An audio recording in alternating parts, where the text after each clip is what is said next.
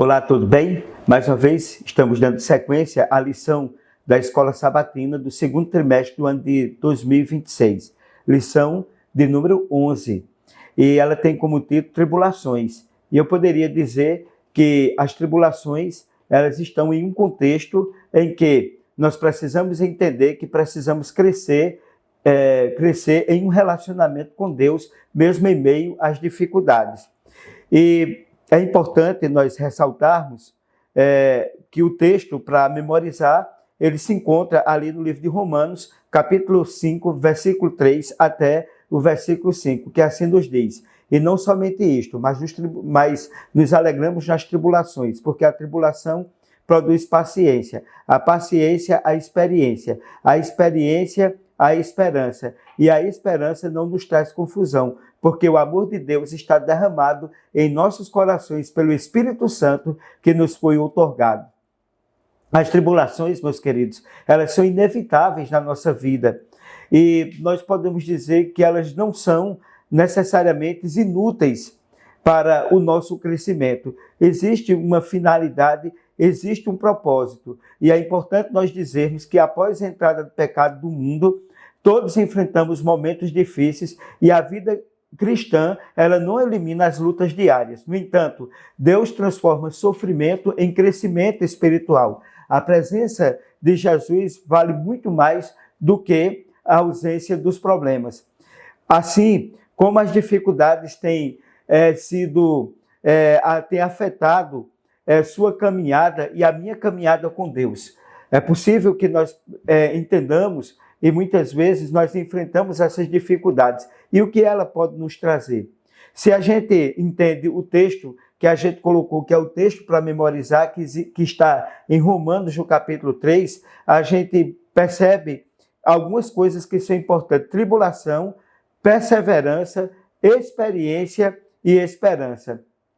Vejam que são coisas notadas, coisas importantes e coisas relevantes.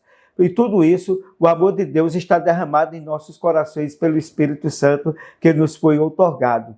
Então, o primeiro arquétipo que a gente pode estudar nessa lição é as tempestades na vida do cristão.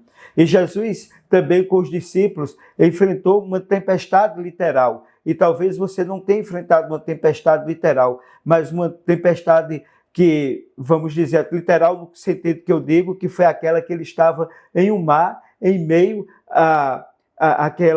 aquelas circunstâncias com os discípulos, e o mar foi afetado. Talvez você não esteja num mar literal, num barco literal, enfrentando uma tempestade literal, mas o seu mar, o seu barco, a sua tempestade seja outra. E então os discípulos enfrentaram essa forte tempestade. O medo revelou uma fragilidade uma fragilidade da fé de cada um deles diante de uma ameaça letal que estava ali iminente para destruí-lo. Mas o que é mais importante disso é a intervenção divina. Jesus estava no barco, e a presença de Jesus não impede a tempestade, mas a presença de Jesus garante a segurança. E assim, o que é que poderíamos dizer? O mesmo Jesus que permite a tempestade é o mesmo que tem poder para acalmá-la. Deus, ele pode muitas vezes não nos livrar daquilo que estamos enfrentando. Ele pode não nos livrar, mas ele está presente na luta com a gente para nos ajudar a superar. E no barco e na tempestade da vida, ela não será evitada, mas nós temos um Deus que está presente a lutar por cada um de nós. O segundo arquétipo que a gente pode entender aqui é a dor crônica, a mulher do fluxo de sangue.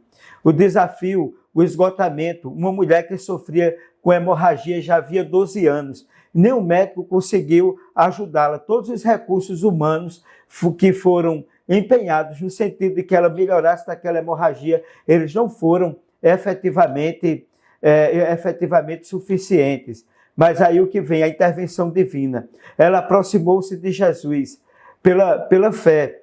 Não foi o toque físico que a fez ser curada, mas foi a fé que ela tinha no Salvador. E Jesus disse: essa mulher me tocou, senti de mim sair virtude. A dor não deve se nos afastar de Cristo, mas a dor ela nos deve fazer ajudar que Cristo está presente. A fé continua sendo o caminho definitivo para a nossa cura espiritual. Então é preciso crer, é preciso confiar. E assim, o terceiro arquétipo que a gente pode entender é a perda incompreensível. O desafio, né, que nós entendemos aqui, quando nós compreendemos a história de Jó, é o seguinte, que logo nos preâmbulos ali do livro de Jó, Jó perdeu bens, perdeu filho, perdeu a saúde de forma repentina, ele não compreendia o motivo e o propósito do sofrimento agudo que ele estava enfrentando. E aí é onde entra a questão, né? A intervenção divina. Mesmo sem as respostas lógicas, ele continuou confiando absolutamente em Cristo. Mesmo em meio às tormentas, a mulher que dizia que era inútil ele continuar servindo a Deus, amaldiçoa esse teu Deus e morre em paz. Os amigos de Jó que ficaram abismados e olhando ele ali por vários dias, um silêncio absurdo, disse, vale a pena continuar confiando em Deus? E o que é importante é que em Jó, capítulo 19, versículo 5, diz, eu sei que o meu Redentor ele vive e que por fim se levantará sobre a terra. Olha que coisa maravilhosa. A verdadeira fé permanece firme, mesmo quando nós não compreendemos os planos de Deus em nossa vida. O quarto arquétipo que a gente pode analisar é as expectativas frustradas, que estão ali exatamente em Lucas, no capítulo 24, versículo 13 até o versículo 35. O desafio, né? Essa é uma história ímpar. Depois da morte de Jesus, depois da ressurreição de Jesus, os discípulos iam caminhando, 2 discípulos iam caminhando no caminho de Emaús, totalmente desanimados, totalmente tristes, pensando que tudo havia acabado com a cruz. Lembre-se sempre, a cruz não é o fim, a cruz é apenas o começo de uma nova jornada. A cruz ela representa o amor, o cuidado, a salvação em Cristo Jesus. Jesus caminhava ao lado dos dois, ao lado daqueles 2 discípulos. E a caminhada de Jesus com eles era uma incógnita. O coração deles voltou a arder quando lhes abriu o entendimento das Escrituras. E Jesus não ardia em vosso coração. E quando aqueles homens entenderam, né? E Jesus precisou sair, ele disse, fica, Senhor, fica mais um pouquinho. Eles precisavam agora, quando eles entenderam quem estava ali presente, eles sentiram a necessidade. Então, a dor da perda, ela foi superada pela dor pelo consolo, o conforto da presença de Jesus. Quando a gente perde alguma coisa, quando a gente está desestimulado, quando a gente está atribulado, a gente tem que entender aquela frase que a Bíblia diz, eis que eu estou convosco todos os dias até a consumação dos séculos. Muitas vezes Jesus está conosco no caminho, mesmo quando não percebemos, ele está conosco. Lembre-se sempre, eis que estou convosco todos os dias. Sinta a presença de Deus e ele vai te confortar. Então, diante dessas 4 arquétipos que nós colocamos, que são as 4 fases da tribulação, uma síntese de como o sofrimento atua e como a fé ela responde. Então, nós tivemos ali em Marcos 4, capítulo 4, os discípulos, uma crise súbita, a tempestade. A lição central que nós precisamos entender dessa história, a presença de Cristo garante a segurança, não há ausência da presença de Cristo. Maior do que a tempestade é a presença de Cristo. O segundo arquétipo, ou a segunda fase da tribulação, a mulher, a dor crônica, a impossibilidade humana, aí a lição principal, a possibilidade divina. A fé aproxima da cura. Aproxima-nos da cura, e mais do que a cura física, a cura espiritual. E o quarto arquétipo, ou a quarta fase da tribulação, Jó, a perda incompreensível, incomparada. E a lição ensina-nos que a perseverança e a confiança no Redentor, a partir dela haverá a redenção necessária. E o quarto, os discípulos em Emaús, o arquétipo da tribulação, a quarta fase da tribulação, expectativas frustradas. Nos ensina o quê? Ensina em confiar na palavra de Deus e em sua presença oculta. Jesus está presente. Jesus ele não está alheio ao que nós estamos passando. Ele não deixa de estar presente. A Bíblia diz que ele ri com os que riem, mas ele chora com os que choram. Então, o que nós podemos entender de tudo isso que nós estamos estudando? Que o catalisador da nossa esperança é olhar para Jesus Cristo, o autor e consumador da nossa fé. As lutas atuais não definem o nosso destino. Deus transforma a dor em esperança, seja qual for a circunstância. Por quê? Primeiro, ele venceu o sofrimento.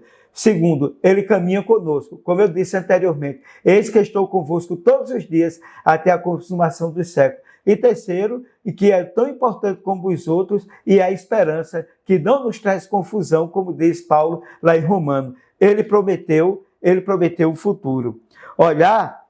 Quem olha para as promessas, quem olha para os problemas, acaba, meus queridos, perdendo a esperança. Quem olha para Jesus encontra forças para continuar, seja qual for a circunstância. Nesse sentido, o horizonte da esperança nos diz: as tribulações, notai bem, não são o fim da história humana. Deus utiliza cada lágrima, cada luta, cada tempestade, cada sofrimento, cada dor para fortalecer a nossa fé e nos aproximar de Jesus, que é o autor e consumador da nossa fé. E o que é que nós devemos fazer? Entregar as nossas tribulações ao Senhor e permitir que Ele transforme a nossa dor em um testemunho profundo para nós mesmos e para outras pessoas. E assim, que o Senhor transforme as nossas dificuldades em perseverança, sua perseverança em experiência, e a experiência em esperança, e que ela não nos traga confusão, porque o amor de Deus está derramado em nossos corações pelo Espírito Santo que nos foi outorgado. Se você sente que em meio às tribulações Deus está presente em sua vida, convido você neste momento a fazermos uma oração. Vamos orar? Feche os seus olhos onde você está. Senhor Deus e Pai, te agradecemos pela recapitulação da lição. Abençoe as pessoas, Senhor, que estão participando, que estão assistindo neste momento através do seu equipamento eletrônico, que elas sejam abençoadas e guardadas por Ti. Em nome de Jesus. Amém. Meus queridos, muito obrigado por participar mais uma vez. Que o amor de Deus, a graça do nosso Senhor Jesus Cristo, a comunhão do Espírito Santo seja com todos nós. Não esqueça, dá um like, compartilhar o nosso canal e se você não se inscreveu, se inscreva e até a próxima semana, se Deus assim o permitir.